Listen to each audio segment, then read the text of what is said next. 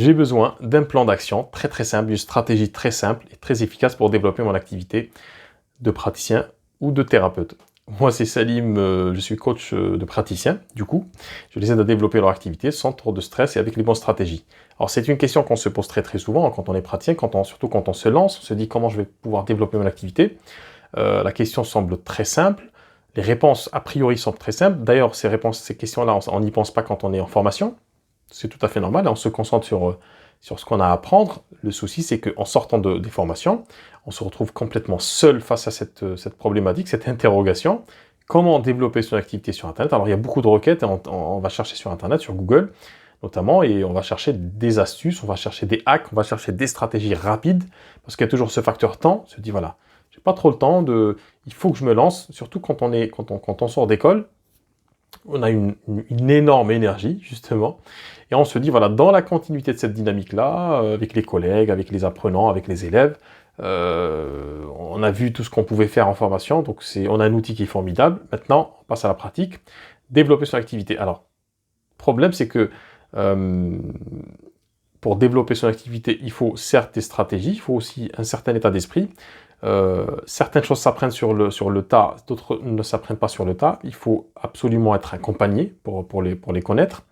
Et donc du coup, ce qu'on fait, le schéma classique, c'est qu'on va aller sur Google, on va taper comment développer son activité, comment avoir plus de clients. Je pense qu'il y a certains d'entre vous qui vont sourire derrière leur écran. Comment obtenir beaucoup plus de clients quand on est praticien, quand on est hypnothérapeute, quand on est praticien en hypnose plutôt, quand on est sophrologue, etc. Donc, et de manière quasiment mécanique, on va tomber sur beaucoup d'informations marketing, beaucoup de blogs qui parlent justement du développement d'activité. Mais quand on parle de clients, on est sur quelque chose d'assez large, d'assez générique, qui ne prend pas forcément en compte les spécificités de ces métiers-là. C'est-à-dire que oui, comptablement, oui, légalement, oui, fiscalement, ça s'appelle des clients parce qu'il y a une prestation en face. Mais d'un autre côté, est-ce que c'est vrai? Est-ce que ce ne sont que des clients? C'est-à-dire, est-ce qu'on peut les considérer autres que des clients? Des consultants, des gens qui ont besoin de notre aide, des gens qui sont en souffrance, des gens qui ont besoin d'être aidés, justement dans leurs problématiques, dans leurs interrogations, dans leurs blocages dans la vie, ou peut-être à soulager une souffrance. Donc, et c'est là où il y a le problème, le souci. C'est-à-dire qu'on va, de manière naturelle, aller chercher de l'information qui nous aide à développer notre activité, et d'un autre côté, on est tiraillé, on est plutôt dans un paradoxe, c'est-à-dire que oui, je veux développer ma clientèle, mais les solutions qu'on me propose, les processus qu'on me propose, les stratégies qu'on me propose, c'est des stratégies c'est du marketing pur et dur, c'est déshumanisant, c'est quelque chose qui ne correspond pas du tout à ce que je fais, ça ne me correspond pas. Donc comment régler ce paradoxe entre ce qu'on voit sur Internet, toute l'information qu'on trouve? D'ailleurs, on est très souvent sujet à ce qu'on appelle le syndrome de l'objet brillant, c'est-à-dire qu'on va essayer énormément de choses en vain, parce que le problème, c'est quand on n'a pas de stratégie très spécifique à son activité, à son contexte aussi, c'est important, parce qu'on est dans des contextes différents quand on est praticien, on est aussi des personnes différentes, on a un langage différent, on a une façon d'être différente, donc ces stratégies-là ne s'adaptent pas forcément à tout le monde, c'est tout à fait normal. Ce sont des sortes de bonnes pratiques du marketing ou de comment développer son activité, mais ça ne prend absolument pas en compte la spécificité et du praticien et de son projet de vie. Parce que souvent, quand on se lance dans ces métiers-là, c'est qu'on a un projet de vie.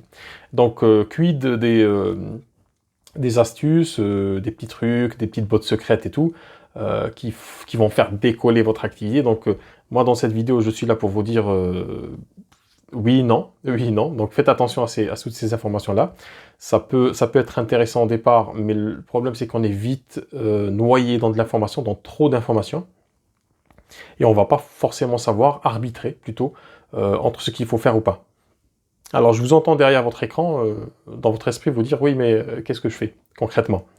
Alors, concrètement, ce qu'il faut savoir, c'est que vous êtes dans les métiers du bien-être, vous accompagnez des personnes à aller vers le mieux-être, hein, ou à transcender une souffrance, à ne plus souffrir de quelque chose. C'est une chose qui est fondamentale, qu'il ne faut jamais oublier, même quand on parle de marketing. C'est un mot que j'utilise pas très souvent, parce que c'est un mot qui fait signer quelques oreilles, mais ça reste du marketing. Pour moi, c'est un mot qui est neutre. Ce sont tous les procédés qui vont vous permettre de faire découvrir, de faire connaître votre activité, de vous développer. donc il n'y a rien de mal là-dedans.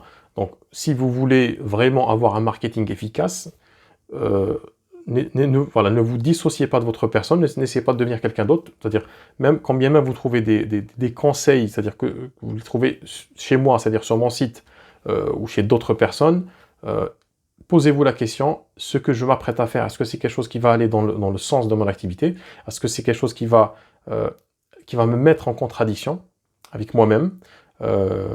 Donc, si vous sentez que la pratique, quand bien même elle est répandue hein, en marketing, donc si vous sentez plutôt que c'est quelque chose qui pose problème au niveau de vos valeurs, de votre alignement, de votre morale, de votre éthique, voilà, faites une pause, levez le pied, posez des questions, parce que vous ne pouvez pas développer votre activité si vous n'êtes pas aligné avec vos valeurs. C'est quelque chose qui est très important à comprendre. Et c'est vraiment la chose la plus importante à comprendre, et c'est ce que je fais, grosso modo, dans mon métier, c'est de ramener les praticiens qui s'éloignent un petit peu de l'essence même de ce qui fait qu'ils font ce qu'ils font, d'ailleurs, de les ramener à cette chose-là, essentielle, de les recentrer sur ça, et puis de bâtir un discours autour de ce positionnement-là, de cette promesse thérapeutique. Et c'est ce discours-là qui correspond réellement au praticien, qui va faire que son discours, sa voix va porter et qui va être beaucoup plus pertinent. Donc c'est très important de ne pas oublier l'essentiel, c'est-à-dire quelles que soient les techniques, les outils, les stratégies que vous allez utiliser, c'est fondamental à comprendre, hein, elles sont vraiment au service de de cette idée, en fait, de cette grande idée que vous avez, qui a fait que vous faites ce métier-là. C'est-à-dire que derrière toutes ces formations, derrière toute cette énergie dépensée, tous ces sous aussi dépensés en formation, il y a une grande idée, c'est celle par exemple d'aider les autres, c'est celle de s'aider soi-même, avant tout, d'aider les personnes à cheminer. Peut-être qu'on a eu un cheminement, peut-être qu'on a eu une expérience de vie qui a fait que on fait les choses d'une certaine manière, et qui nous a amené d'ailleurs, ces métiers-là sont une conséquence, ou plutôt un début, et une conséquence aussi d'un chemin de vie. Donc quand vous faites ces métiers-là, quand vous vous apprêtez à faire du marketing, à essayer de développer votre activité, n'oubliez jamais d'où vous venez, qui vous êtes, et c'est sur cette chose-là, entre guillemets, si on peut appeler ça chose, qu'il faut capitaliser pour développer son activité.